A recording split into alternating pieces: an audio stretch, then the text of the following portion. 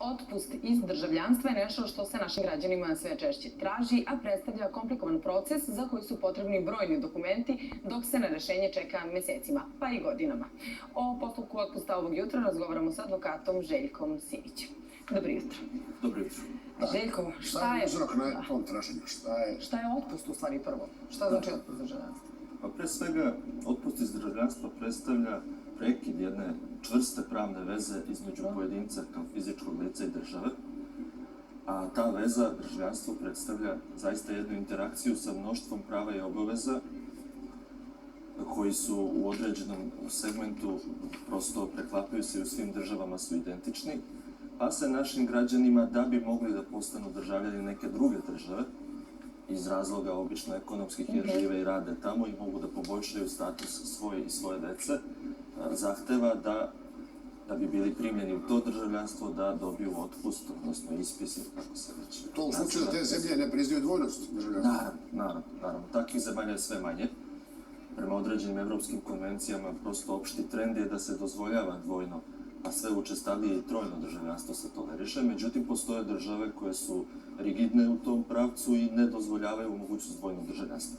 Sad, primjera radi, ako ste vi naš građanin, a živite u Belgiji, recimo, ne znam, Holandiji i Nemačkoj, i imate situaciju da možete da dobijete, recimo, besplatno školovanje dece, neki posao za koji se insistira da ste državljani te države, da poboljšate sebi opšti status, onda ste prinuđeni da uzimanjem državljanstva te zemlje rešite prosto to pitanje, a uslov je naravno da dobijete otpust iz našeg državljanstva. Građani su naši jako emotivni i dosta često to, da tako kažem, teško prihvataju, međutim, sila Boga ne moli, što kaže naš narod, i kada se mora, onda nije... I kako se dolazi do tog otpusta? Do otpusta se dolazi na dva osnovna načina. Zahtev se može predati preko diplomatsko-konzularnog predstavništva Republike Srbije u inostranstvu. Građani koji su u određenoj državi znaju gde se ta predstavništva nalaze, znači to je opcija 1. I opcija 2, koja je brža, je da se podnese direktno u Republici Srbiji, što može i preko punomoćnika iz reda advokata.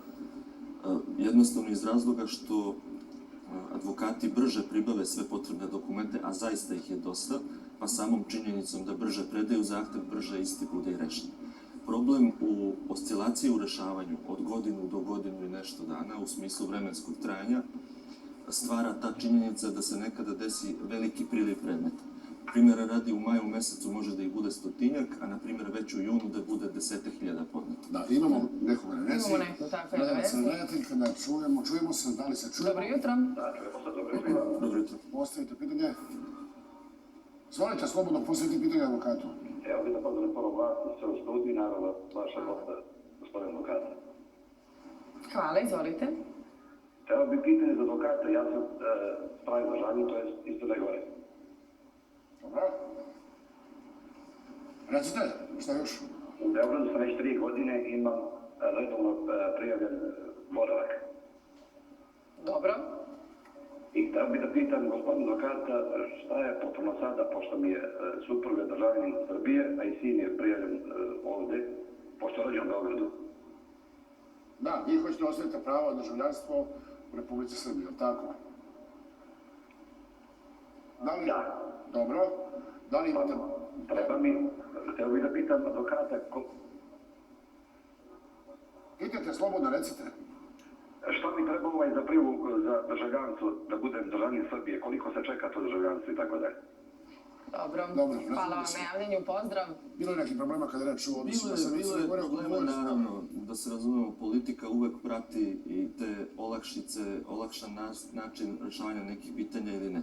Srećom, tu se situacija dosta normalizovala, gospodin treba da podnese zahtev, koliko sam ga razumeo iz priče, on je zakonske uslove već ispunio, dakle, oženjen je sa srpskom državljankom, ako sam dobro čuo i rođen je u Republici Srbiji, znači, mislim, on faktički ima više nekih mogućih osnova po kojima treba da podnese zahtev. Što se čekanja tiče, sve zavisi zbog brojnih provera. Jer sad kad bi vam pročitao listu svih dokumenta koji se zahtevaju, dok se sve to pribavi, dok se sve to obradi, dok se proveri... Mogu samo da vas prekinem, molim vas, zato što imamo još nekog na telefonu, zovu iz Nemačke, pa hajde samo da uspostavimo vezu, pa ćemo nastaviti o potrebnoj dokumentaciji. Dobro jutro, izvolite. Dobro jutro, da li se čujemo?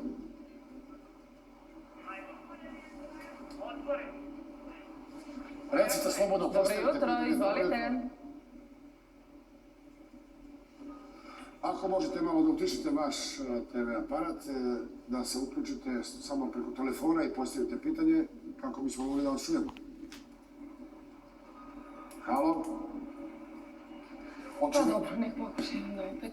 Pokušajmo Najveći problem građanima je u ovoj materiji zaista to što su oročeni dobijenim garancijama Dobro. i onda je zaista imaju jedan stres da što pre završe to pitanje, jer garancija se ne daje na 10 godina. Recimo, nego se daje od države do države sa različitim, da kažem, rokovima u kojima treba obaviti ispis, odnosno otpustiti državljanstva, da bi bila upotrebljena.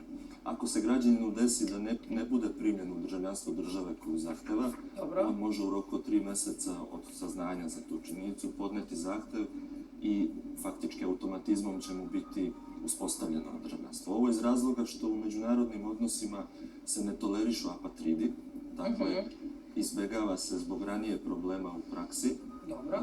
izbegava se postojanje lica bez državljanstva. Da. Uzroci su mnogobrojni, jel tako? Ali ono što jeste, šta je sve potrebno uzeti? Potrebno je pre svega garancija koja je uredno prevedena od strane ovlašćenog sudskog tumača za jezik te zemlje iz koje se garancija Vidite koliko donosi. je ovo spisak? Da, Ima vidjet 5 ćete, minuta koliko priča. teško ga je zapamtiti. Izvod iz matične knjige rođenih, venčanih uverenja o državljanstvu, da skratim potvrda suda osnovne, odnosno opštinske nadležnosti sa posljednjim prebivalištem lica da nije osuđivano, odnosno dokaz od poreske uprave da nema zaostalih obaveza, kao i potvrda organa starateljstva da nema neizmjerene obaveze vezano za te lične statusne odnose i izdržavanja tome slično, naravno i fotokopiju pasoša ili lične karte. Mnogo. Da. I tu je onaj moment gde građani koji su u inostranstvu imaju zaista problem da to fizički sve... Da fizički se pribave. Da, imamo još jedan telefon, onda završavamo. Dobro jutro, izvolite. Halo, dobro jutro. Izvolite, čujemo se. postavite pitanje. Evo bi da pitam advokata, mi smo građani Kosova i htjeli smo da uzmemo prebivalište gore u Beogradu, to nam ne dozvoljavaju. A imamo državljanstvo iz Srbije. Šta mi treba da radimo? Da.